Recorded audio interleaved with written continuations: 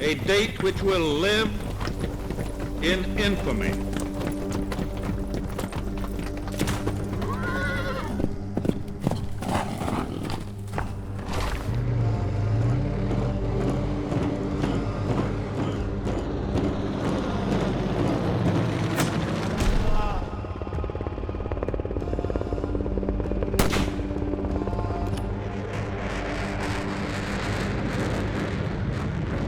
Justice has been done. We will not walk away. Okay, we're gonna kill them.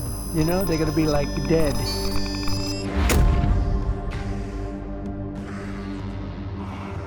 So when I look at traditional warfare, I think kinetic thing. Guns, I think cannons, I think tanks, I think those things. That's, to me, traditional warfare. Cyber, it's ones and zeros flying through the sky across the internet and other areas. It's hard to put your finger on that aspect. So it's, to me, it's an easy way to delineate kinetic versus virtual. In today's digital world, the viral spread of war and political protest can have drastic impacts. A powerful example occurred in 2010 when street vendor Mohamed Bouazizi, driven by police corruption, set himself on fire. His self-immolation went viral, sparking unrest and making headlines around the world.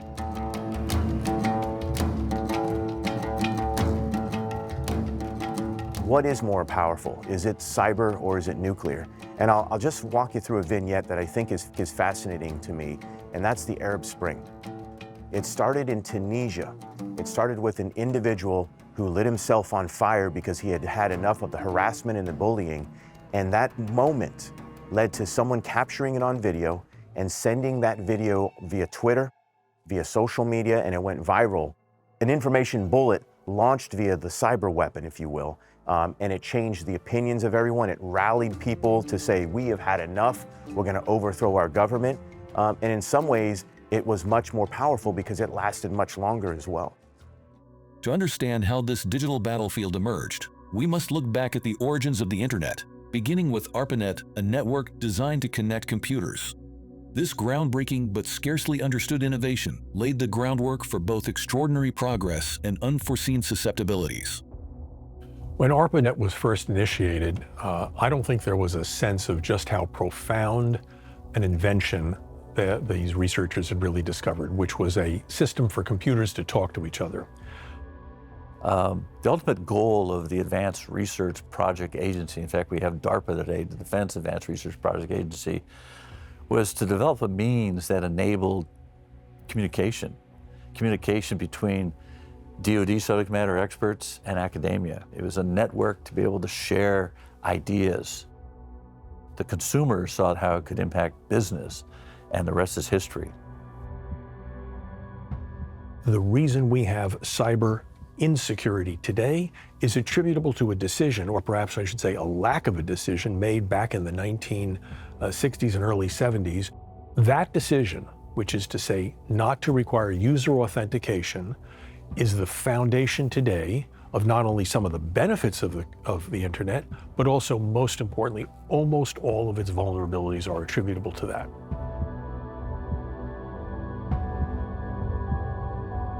In the early days of computing, researchers prioritized user-friendly and accessible systems, often at the expense of robust security measures.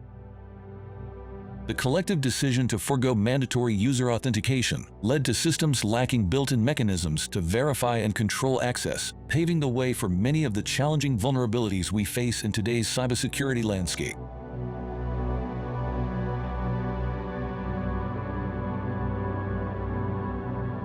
This is the equivalent of saying, for example, that you don't need a license to drive a car, your car doesn't need to be registered, we don't need to know who's driving a car or who owns it or where it's going.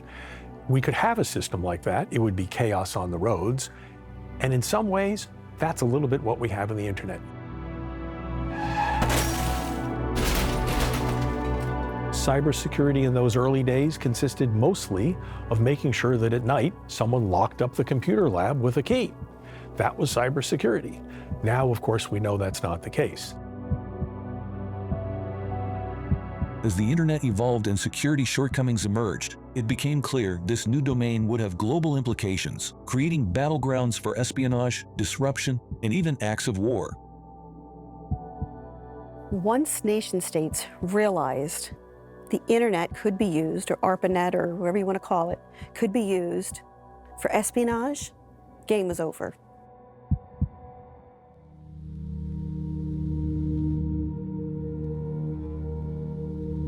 Traditional warfare has long been defined by 4 natural domains: land, sea, air, and space. However, with the advent of the internet, humanity created a new, man-made battlefield, cyberspace. With its non-existent borders and limitless reach, this 5th domain, unlike its predecessors, transformed the landscape of conflict and defense in unprecedented ways. The 4 natural domains, space, air, land, and sea, developed by God.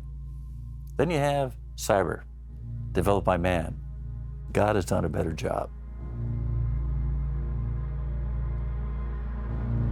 The dawn of cyberspace introduced new methods of exploitation. In 1971, programmer Bob Thomas developed Creeper, a simple string of code, widely recognized as the first computer virus. This early experiment demonstrated how self-replicating programs could spread across networks by automatically creating copies of themselves without human input. Once activated, this harmless virus would duplicate repeatedly through basic pre-programmed instructions. Creeper laid the groundwork for modern cyber threats, highlighting how digital vulnerabilities could disrupt operations and challenge security. Creeper software that came out, back in the early 70s, whole goal was just to kind of jam the pipes in which the network was going across. Now we're way past that. And where will we be in the next 10 years? That's my biggest concern. Nobody ever thought, I don't think, that the internet would grow and cyberspace would grow tremendously, and that, from just a few nodes in the network, we would have millions. Initially, ARPANET connected only a handful of nodes. Designed primarily for research, this small-scale network could not have anticipated just how rapidly the internet would expand. This lack of foresight contributed to the significant security exposures we face today. Originally, this was thought to be sort of a very technical thing, and it grew rather slowly at first. In fact, after being invented in sort of the late 60s and very early 70s, by 1971, there were only 15 points on this baby internet, mostly at universities and military research labs. And by the end of that decade, it had only reached to a little over 100 sites on this baby internet. As the internet evolved beyond its ARPANET roots, it reshaped not only communication, but also the nature of conflict. What began as a platform for academic and military use soon became a breeding ground for espionage and cyber warfare. This shift expanded the battlefield into cyberspace, bringing new challenges and opportunities into sharp focus. Part of the idea under a state-sponsored cyber attack is the government has resources that are unavailable to the general public. They can tap your phone lines, they can put people in your hotel rooms. So how do we apply the techniques that only the government has to be able to capture a target, to go after somebody, to find out information about them, and use that information for some kind of effect? We could find the operator of a power plant, go into his hotel room, break into his laptop, and get the password that we may need access to, get their banking information, drain their bank account, and now cause a financial crisis for that family.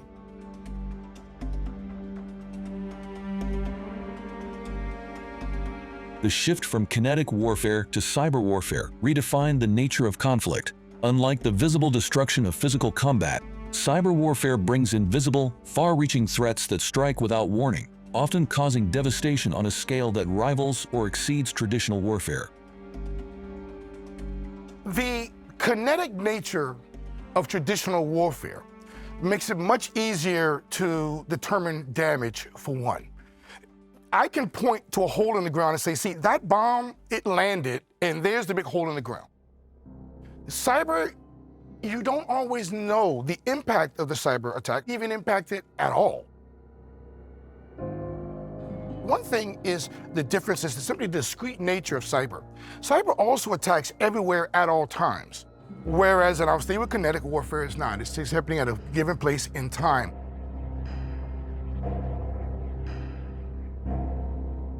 The simple difference between traditional warfare and cyber warfare is that in cyber warfare, it's possible for a country to intentionally inflict damage on another country's population, its economy, its infrastructure, in a way that doesn't constitute an act of war.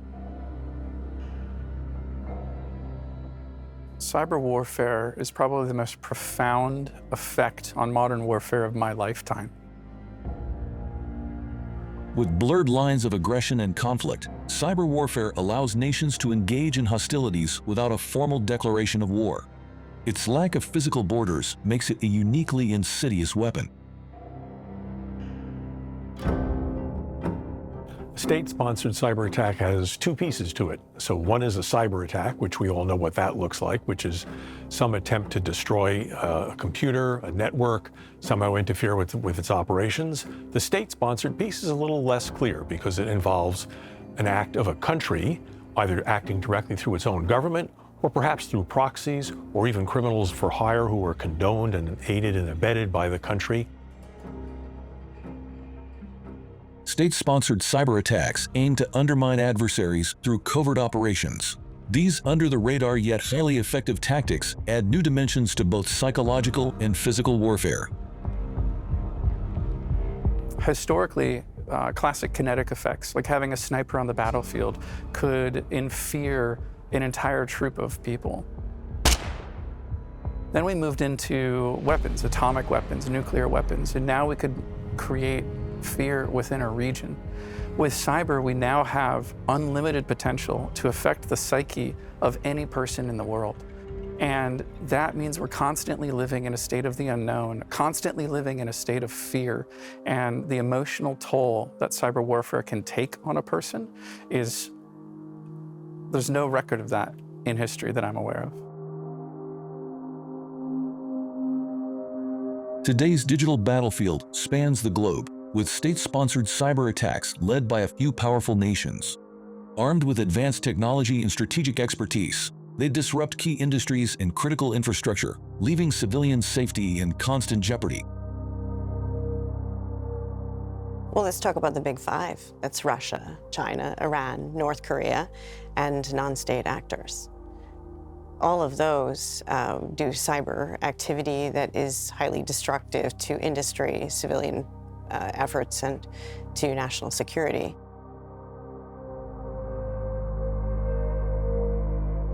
The simplest attacks that stands out to me that opened my eyes to a lot of things was the Sony hack.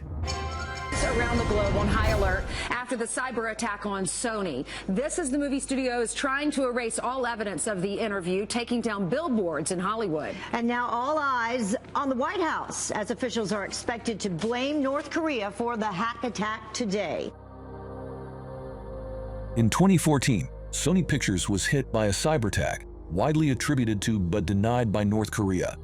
Allegedly in response to the interview, a film mocking leader Kim Jong-un, the hackers leaked confidential employee data and encrypted Sony's records, demanding ransom to prevent further leaks. Like that. They were owned. They started with media. I think it was more of a test. Can they do it? They did it. So now it's, it just opens the door and exposes a lot of vulnerabilities in the commercial space. So according to North Korea's state-run news agency, Pyongyang says, quote, "Whoever is going to frame our country for a crime should present concrete evidence. Comparing this to past cyber attacks that have nothing to do with us is all based on abstract and unrealistic claims, which will not be able to convince anybody." The Sony hack exemplified how state actors can inflict significant damage on a nation's economy and critical private sectors through cyber means, all while avoiding direct military confrontation. This incident set the stage for a new wave of cyber warfare tactics, highlighting the evolving threats in the digital age. Usually, countries that are engaged in cyber attacks, if it's state-sponsored, right, that we're talking about, they usually fly below the threshold of armed conflict. That's an important thing to understand, because once you hit that mark, that could become a real war. In modern conflict, cyber attacks have emerged as the dominant strategy for achieving impactful outcomes, targeting high-value infrastructure like power grids, financial systems, and communication networks. Operating in the digital shadows, adversaries can inflict significant damage without engaging in kinetic warfare.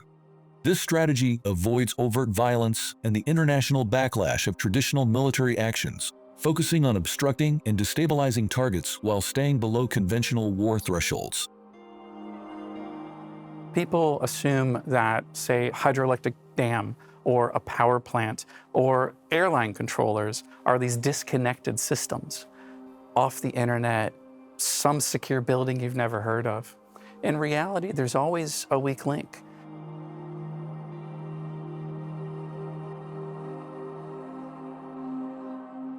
So if we look at like these large power grids or water treatment facilities were developed in the 70s and 80s. They're running on old languages that are specific to that one thing. So these PLCs or programmable logic controllers, they do one thing. They open, they close. That's their job. They open, they close, time in and time out all the time. The challenge became, we want to understand efficiency. So I want to see how often that switch opens and closes. So now they want to gather that information. So then what do? They connect it to the internet. As we became more online, especially for things inside of our power grid, we've introduced vulnerabilities by making to be more efficient. So now that gave rise to what we're calling cyber weapons. So it's not a bullet or a plane or a bomb. It's a piece of software that runs on some electronic device that now gives us unique access for kinetic effects. The shift to online systems improved efficiency, but also exposed critical weaknesses. A striking example emerged in 2010 with the discovery of a computer worm, revealing how cyber tools can be weaponized to corrupt vital infrastructure on an unparalleled scale. Maybe 5 or 10 years ago, the American government, had a presumption that the Iranians were using their nuclear materials for weapons. Publicly, the Iranians would say that they were using it for energy enrichment, to provide lighting for their citizenry, and there was evidence to the contrary. So what ended up happening is the intelligence community got involved. They started tracing where this nuclear enriched material was going, and they decided to take action. There's a firm belief that between the Western governments, the nuclear material was not being used for civic purposes. Over the course of about a year, headlines began to form that the Iranian nuclear power plants started to play AC/DC every day at 1:30 in the morning out of every speaker in their classified facility.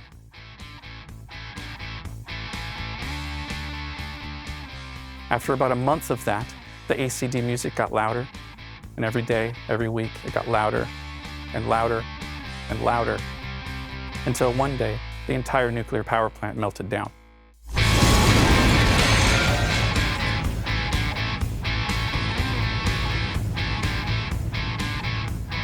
That later in the news became known as Stuxnet. Could you tell us about your experience and involvement in Stuxnet? No. Power lines for an enrichment facility were sabotaged. Here in Tehran, which then connects to each and every one of their nuclear facilities as well as all their military installations. The Iranians want to be able to disconnect from the standard internet when they're under attack, maybe even permanently, and function on their own in cyberspace. Stuxnet showed that cyber threats weren't just about stealing data or causing minor disruptions. They could have catastrophic impacts on national security and public safety. It wasn't the first cyber attack of its caliber, and it certainly wasn't the last. I think the Russian attack on Estonia in 2007 really, just opened up the eyes, because in the US anyway, we had 9/11 in 2001, and people were still thinking very closely in terms of, geographic borders and physical security and how do you defend yourself. People weren't in the mindset that they had to get to where we are today, where no, someone can actually get into your house without going through your front door. In 2007, a dispute over a Soviet statue in Estonia marked a new kind of Russian interference. The conflict over relocating the bronze soldier statue led to riots, outrage, and the first cyber attack on an entire nation. Over several weeks, Estonian government, banking, media, and infrastructure websites were targeted, leaving the country cut off from online banking, news, and government services, essentially putting it under digital siege. In the case of Estonia in 2007, one thing that they learned from this experience of having their critical infrastructure completely disrupted by the Russians is the fact that they were highly connected. So the more connected you are, the more vulnerable you are, unless you have robust, strong cyber defenses in place. Russia had an outcome they were trying to achieve, and they didn't have to roll the tanks in there. They didn't have to roll the infantry in there. They didn't have to bomb. They still achieved their outcomes via cyber means. Cyber weaponry, in terms of scalability, is profound because it's usually software, which means there isn't a central manufacturing plant in Detroit. There isn't one place where these are developed. We can have colleagues in the UK, with colleagues in the US, with colleagues in Australia, working on a weapon 24/7 because it's software. And so when you're attacking something that is not what is a normally recognized viable target, and you're making an economic attack, you're verging way off of traditional warfare. I personally believe that all citizens are actually affected by cyberspace operations every day.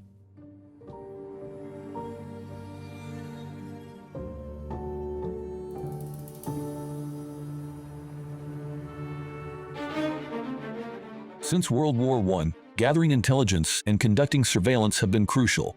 These practices evolved through World War II and the Cold War, leading to modern signals intelligence. Established by the NSA in the late 1990s and early 2000s, signals intelligence intercepts and analyzes electronic communications, making it a vital tool in the cyber domain. Those who think getting a car phone is not for them, whatever the reason, haven't kept up with the booming industry of cellular radio telephones. Right now, businessmen and women are major users of radio telephones where cellular is in service. But more people will take advantage of cellular as its benefits become apparent. Eventually, seeing people using cellular phones may seem as commonplace as someone checking time on an electronic watch, figuring on an electronic calculator, or programming on an electronic computer. In the late 90s and early 2000s, you'll have a category of the military called signals. And it was meant for telecommunications. This is NSA spying on your telephone. And what we ended up learning was that signals weren't just your cell phones, they were not just radios. Consumers in the 90s and 2000s started adopting devices and computers, and so did governments. So that evolved, perhaps in the early 2000s, into cyber warfare. And for at least the past 25 years, we've now had a dedicated practice under multiple names that is specifically geared to this kind of attack and defense.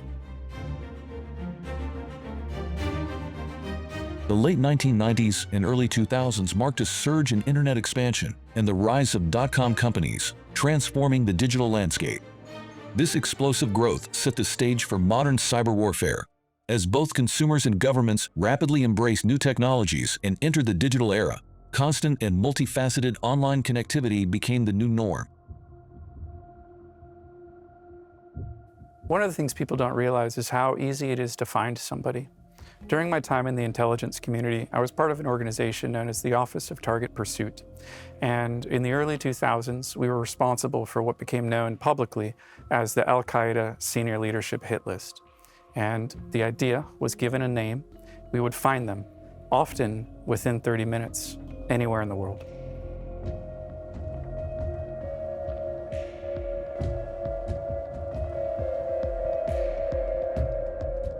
The top attribution in terms of cyber attacks is China, Russia, and Iran.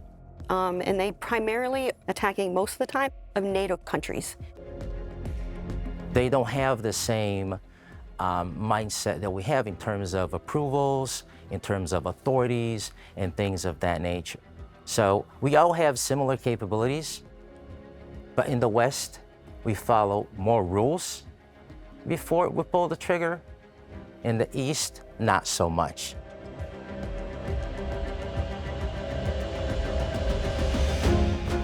The biggest difference between West and East is that there are certain rules that are followed in certain countries that are not followed in others. It's about rules-based activity. Military strategies, government policies, and rules of engagement in the West and East shape how nations approach the cyber domain. Should individuals or governments be responsible for online security? We cannot look back years from now and wonder why we did nothing in the face of real threats to our security and our economy. And that's why earlier today, I signed a new executive order that will strengthen our cyber defenses by increasing information sharing and developing standards to protect our national security, our jobs, and our privacy. National cyber defense in Western countries, it's seen as a duty to the citizens, and it's on behalf of the citizens. It's doing it to make the country safer. Often in some of the Eastern-based countries, it's just a mandate, and there's no options. It's just more dictatorial in terms of they must do certain things versus voluntary. We certainly don't want to crimp innovation. The United States is perhaps one of the most innovative countries in the world. So there was a tendency to have very limited and very light regulation, and industry pushed back on it, understandably, as they do with every technological invention. And yet we missed an opportunity. But now Congress must act as well by passing legislation to give our government a greater capacity to secure our networks and deter attacks. I can say that I was in Washington at the time talking to people who were trying to write legal documentation to go to the United Nations. And those documents, they wanted to have some sort of international agreement on what constitutes an act of war in a cyber attack. And that space was never defined. And so that let loose an awful lot of mess. That means that it's okay for some countries to condone ransomware gangs operating inside their borders. Russia's a great example of that. And we do not have an international agreement that that's a bad idea. This ambiguity raises critical questions. How can we identify if we are under attack from another state? And what does cyber warfare actually look like? Are we at war? We're absolutely engaged in cyber warfare every day. In 2023, $8 trillion was lost as a result of cyber attacks. They estimate upwards of 2,000 attacks per day, an attack every 39 seconds. Does that show we're under constant attack? Absolutely. Classically, most people think of cyber as they clicked a link and they got a virus, or they got a phone scam from some kind of automated bot. In reality, there's a classification of cyber weaponry called zero-click malware.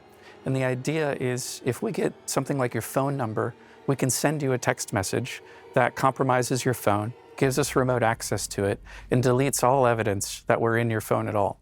So now, if we want to target somebody, we can send a zero-click malware, get access to their device, and therefore get access to everything they connect to, their home Wi-Fi, their office Wi-Fi, the Wi-Fi of their neighbors. And we can start forming this collective graph of who they're speaking with, where they're going, who they're talking to, what time of day do they connect, what data is coming out of your phone, what apps are you using. And we can build a profile of a target so accurate that we now know everything about you.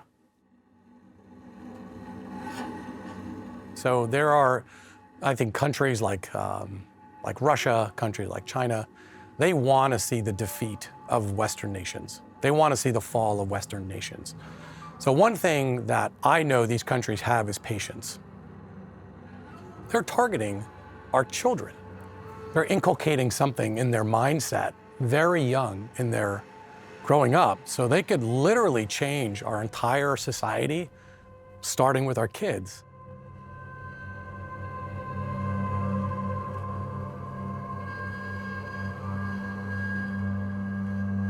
Some nations use cyber tactics not only for immediate obstruction, but also to drive long-term societal change.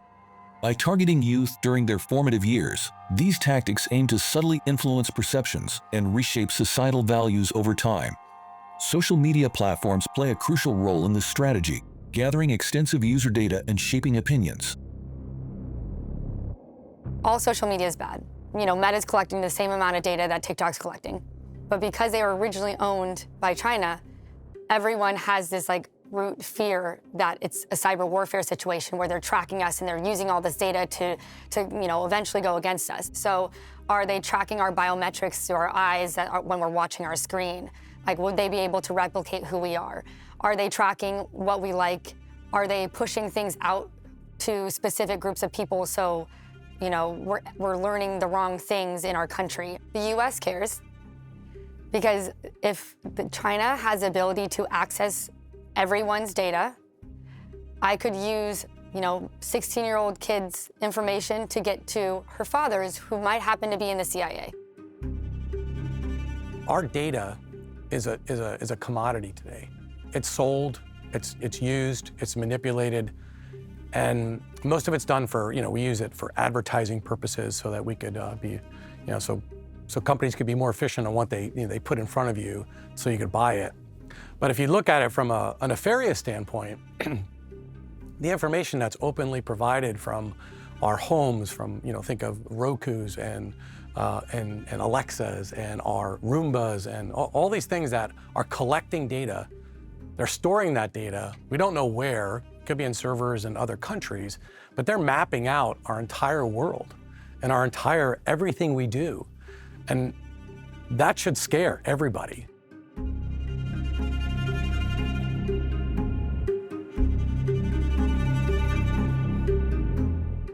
Companies don't really want users to know all of the data that they're collecting because then you're going to have issues with your consumers. Consumers don't want that much data being collected on them, and then they're going to have to deal with the fact that consumers are actively going to ask for them to not collect certain data or collect certain data.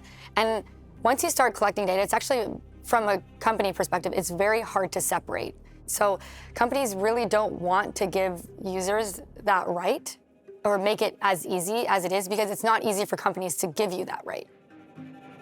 Social media has become a critical battleground in the cyber domain, where its vast stores of data are both a valuable asset and a major vulnerability. As social media platforms increasingly replace traditional news sources, the hacking of trusted official accounts can have serious and boundless consequences. Right now, we classically think of warfare as targeting soldiers, generals, political officials. But one of the more interesting stories was actually from the Obama administration. So during that time, the Twitter account of the Associated Press got hacked. Breaking news. 2 explosions in the White House and Barack Obama is injured. Less than 140 characters, causing the stock market to drop 150 points almost immediately. As we learned a little bit more about what happened, clearly it was false. Obama was fine. But what we ended up finding was that the Syrian activists within Syria took credit for this. And within 2-3 months, the American Department of State released a report that said it was actually ISIS that caused the attack that hacked the Twitter account. As we reflect back on the citizenry, it turns out they got into the Twitter account because of a social media weak password. So that human sitting wherever they were, on their phone tweeting, used a weak password that ended up funding ISIS for almost 20 years. A weak password chosen by just one individual can open the door for adversaries to launch attacks affecting an entire nation. While social media offers unprecedented connectivity, it has also become a momentous battleground in the digital landscape. The nature of these platforms allows individual security lapses to be exploited, leading to widespread tampering and manipulation of national events. Would you consider social media to be a weapon? Yeah, for sure. I definitely think social media can be a weapon, just like any other technology, any Internet of Things technology, right? We are connected through so many different avenues, and I don't think people realize that because in our head, we're connecting for efficiency, right? I think human beings have always sought to develop things that create convenience without necessarily having an idea of what the implications of those things are. And as builders and creators, it's just not in our capacity to fully understand the unintended consequences of a thing. That's not going to stop us from building. When you think about information warfare, or also known as IW, okay, IW has components such as cyber warfare operations like cyber ops, but also electronic warfare. You have military deception, targeting capabilities, all these things put together to do one thing and one thing only: disrupt or corrupt information. And why is this so important? Because if you have the ability to do that at a national level, you will corrupt the minds of millions, if not billions of people. And that kind of effect is long-term, way different than just compromising systems. Okay, this is the real deal. Cyber warfare isn't just about compromising systems. It has the power to shape public opinion on a massive scale. These psychological operations target the very fabric of society, altering perceptions and creating lasting impacts. The most profound reminder that we were in this new cyber war was during the election period, when election interference began to be mentioned in the United States. We are talking about a slow leak every day, a new batch. And WikiLeaks dropped thousands of stolen emails from the chair of Hillary Clinton's presidential campaign, John Podesta. Within days, 20,000 emails would emerge. They were embarrassing. WikiLeaks, I love WikiLeaks. So where'd WikiLeaks get the emails? That's where today's indictment comes in. I had the great privilege of serving at the National Security Agency for several years, and during that period of time, in the 2016 presidential elections, the United States discovered, belatedly, that Russia was seeking to interfere in that election. And there's a 5-volume bipartisan report of the United States Senate that details in hundreds of pages the nature of Russian attempts to influence that election between Donald Trump and Hillary Clinton. And we saw how the internet could be perverted for the purposes of projection of national power by a malicious authoritarian government. You fast forward a little bit then to what I'll call in many ways like that COVID era, where by and large most people had to work from home, and because they're using social media so much more often, you had things like fakes coming out there. It would alarm me. I mean, I used to think boogie monsters were scary. Deep fakes, if I was a little kid, I'd be like, what world am I going into? Who do I trust? Humans have an innate need to belong. Humans have an innate need to feel safe. With misinformation and disinformation, pulls the carpet out from underneath their feet. Can you imagine the day before the election, a deep fake video coming out and a candidate saying something racist or something horrific? You know, you create something like that and you push that to the masses, to the populace, right? There will be an effect. You will actually, for real, get people to take action. And that could be against a candidate, for a candidate, or whatever that may be. So can social media actually affect elections and democracy? The answer is yes, 100%. Can we fight it? Also, yes. We can fight it. We have the technology, we have the knowledge, we have the capabilities to do that. We just have to basically do it, right? Destabilization across nations, across countries, across continents, that's powerful.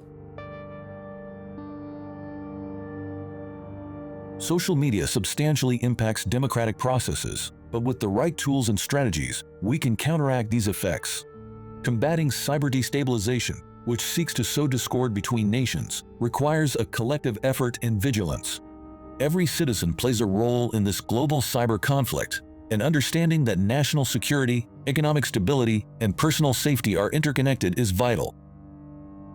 The best thing that citizens can do is understand that they are part of a global war, and that is involved in their national security and their economic security and their personal security. We're all working together. Every time you see something that you might react to, take a pause. Ask, who wants me to be upset about this? Who wants me to take an action? In just a few seconds, you can make a better decision. And then you can be part of the war against all of this. The COVID-19 pandemic marked a turning point in the shift to a fully digital world. With lockdowns in place, the global workforce adopted remote solutions, accelerating the transition to digital technologies for everyday operations. Classically pre-COVID, there was almost a physical border between our work and our home. We went to work on a corporate laptop, in a corporate office, on a corporate network, and when we left that environment, it was completely separate for our personal lives. Now we're accessing business data over our home laptops, over our personal cell phones, so the compromise vector, the amount of devices which introduce risk into an environment exploded. Instead of worrying just about the corporate laptop, we have to worry about your kid's laptop. Instead of worrying about your corporate phone, we have to worry about your phone. And there's an interesting privacy balance now, where in order to secure your personal laptop, we have to install corporate security monitoring, which means the company can watch where you're going and what you're looking at and what you're clicking on. And how do you fuse those two worlds when you log into your medical records, but you're also checking your work email? These two worlds are combined, which makes any individual citizen a target. The pandemic led to a nearly fully digitalized world, generating vast quantities of data. Before the development of AI, these large volumes of data acted as a protective barrier, similar to finding a needle in a haystack. Today, with AI's evolution, actors with the right tools and knowledge can exploit specific data in profoundly impactful ways. With the evolution of AI and the ubiquitous amount of data that there is out there, the evolution of cybersecurity is going to be the merger with information security and the data governance field. So I think the cybersecurity world as we know it is really going to evolve into the broader industry, and it needs to. Technology, especially software, depreciates like a head of lettuce. All right, think about that. It's here today, it's gone tomorrow. You come to a war with the army that you have, not with the one you want. Well, in 5 years from now, I'm not even clear about what type of capabilities and capacities exist. We're just at the cusp, the very beginnings of understanding how AI will influence cybersecurity and cyber defense. We all sense it's going to have a very profound effect, and yet we can't quite figure out exactly what that's going to be. War has historically demanded immense financial resources to build and sustain military capabilities, with inflated defense budgets due to the need for physical assets like armies, artillery, and heavy machinery. In contrast, cyber warfare shifts the focus from the size of your arsenal to technological expertise and strategic prowess. For the first time, a nation's strength is defined more by its knowledge and technology than by traditional military might. A lot of these technologies that we launch are extremely expensive. You know, it's a kind of a fire and forget. Our defense budget is ridiculous. Every year, you know, it gets up to the $1 trillion mark. And citizens are wondering, what do we get for all that? Well, a lot of that money goes in sustainment. We got B-52s that are as old as I am. If you think about all we've done is to be able to put new generation engines on these technologies and expect them to survive another 25 years. You're able to see all the kinetic things we do. When a tank rolls down or an artillery barrage occurs, you see that. And that's expensive. Fuel's expensive, rounds are expensive, Hellfire missiles are expensive. Creating an exploit using ChatGPT, a couple of minutes, the right access, the right knowledge, It's relatively inexpensive. And the effects on the other side of that are profound. So it's flipping the whole paradigm, where you don't need to have these large-scale wars, where you don't need this large-scale kinetic effects. The things you could do in cyber are amazing, and most of the times people don't even know it's happening until it's too late.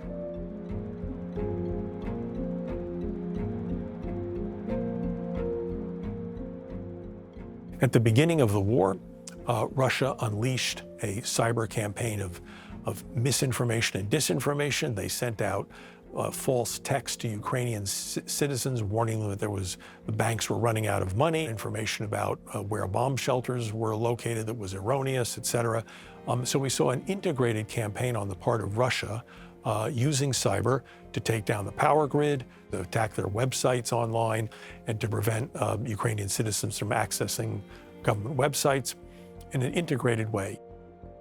One of the areas that was highly impacted was small business. The cyber attacks on small business were extraordinary, and businesses did not have the tools to address them. And so those breaches can shut a business down. The economic impact of destroying small businesses is enormous. The modern world has blurred the lines between what is a national security issue, what is a economic security issue, a business concern, and what is a private concern. Because the entire apparatus can be interlinked and attacked. And so a vulnerability to the commercial sector or to critical infrastructure is a vulnerability to the populace and also to the nation. Current Russia-Ukraine war has been a little bit of a laboratory. This battlefield, cyber battlefield, will be studied by military tacticians for years to come as really the first example of using cyber in an integrated way in an armed conflict. You do have weapon systems for cyber warfare, okay? Some of them are classified, some of them are not. But they're real, they're physical weapon systems, and they're options that commanders can use to cause effect in a warfare, in any kind of conflict. It's an option. You can choose a ship, you can choose a fighter jet, a satellite, soldiers, but you can also choose cyber as your weapon.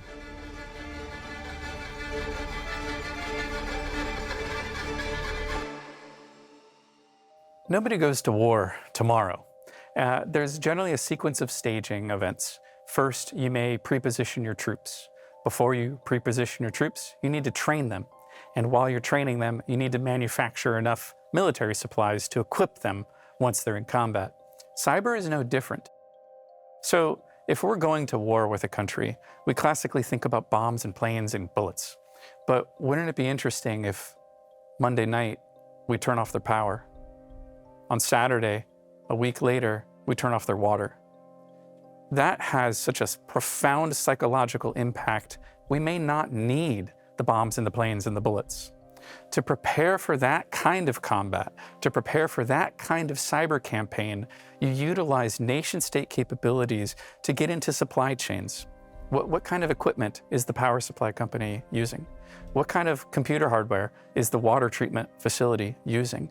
And based on that insight, you start writing exploits for them that you pre-position weeks, months, to years in advance.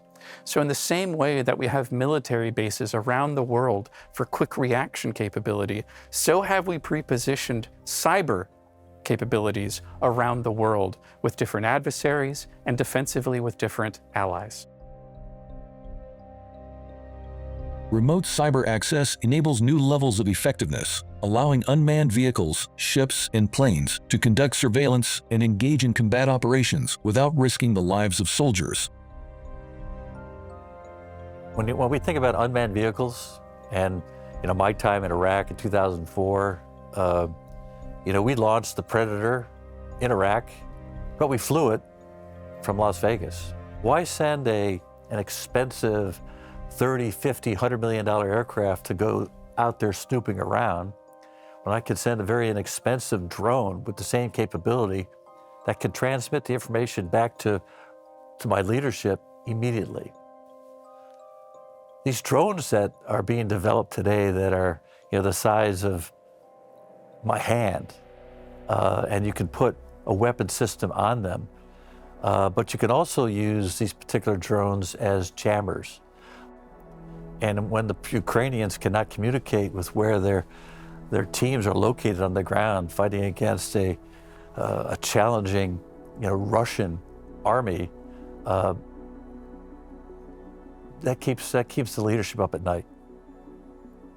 If you think about the basic technology and how these drones are flown, it's the network that keeps these technologies up there. What we're seeing today is the militarization of space. People didn't really think about that, right?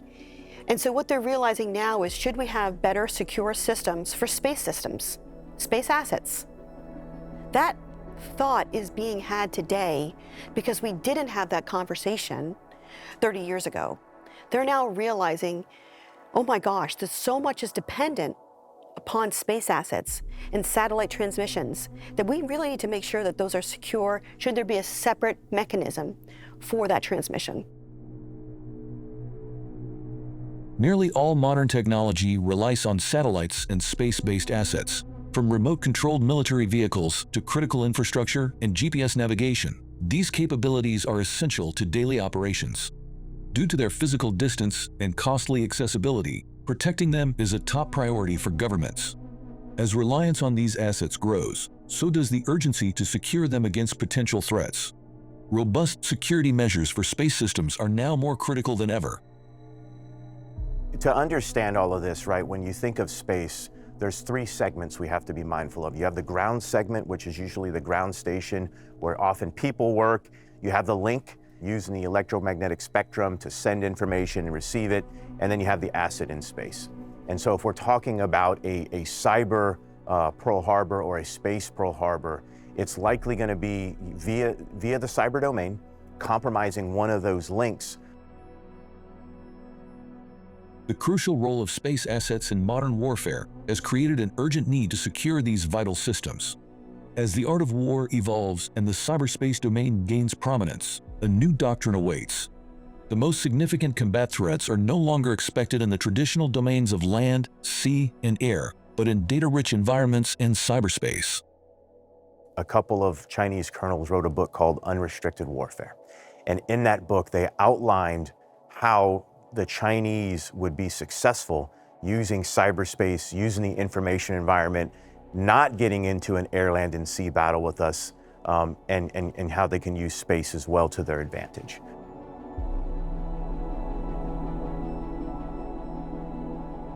Russia, via one of the direct ascent ASAT weapons, they shot down one of their own satellites. And at the time, I was at United States Space Command watching this as it was happening live. And we're watching this, and it leaves all this debris. And the reason we're concerned with this debris is there's something called the Kessler syndrome, which is basically that debris moving at a speed of potentially 17,000 miles an hour may hit another satellite, may hit another piece of capability there, and lead to more debris, which then can lead to more debris. And the next thing you know, we're back to an era where we don't even have space-based capabilities anymore because all of it has been destroyed.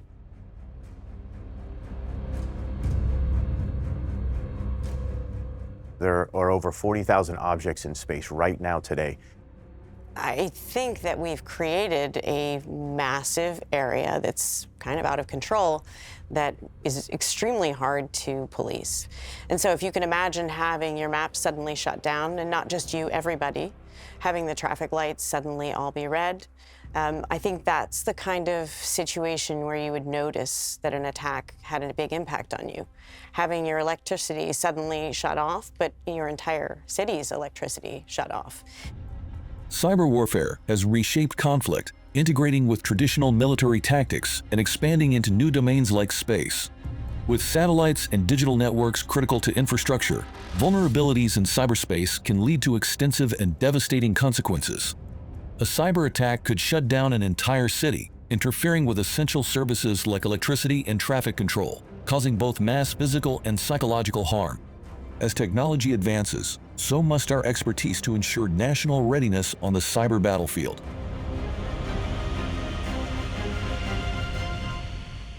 So much of cyber defense is based around this idea of compliance.